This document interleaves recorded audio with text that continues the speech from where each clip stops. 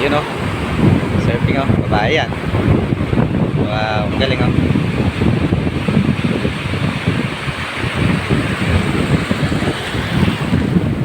Dito lang yan. Sa Sabang, Baler, Aurora. Ganda pala rito oh. Kaganitong oras na.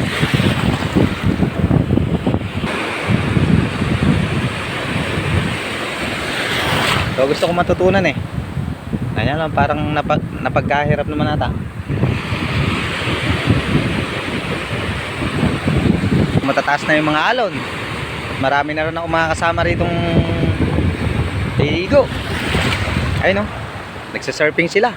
Aahon na ako. Hapon na rin kasi.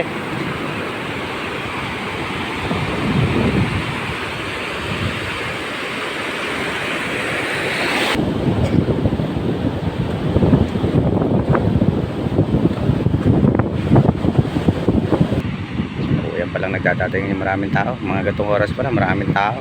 Kaya ako nang umuwi. Saka ano, sana ako. Tapos na ako maligo, okay na yun. Babalik na lang ako sa bahay. Magandang hapon.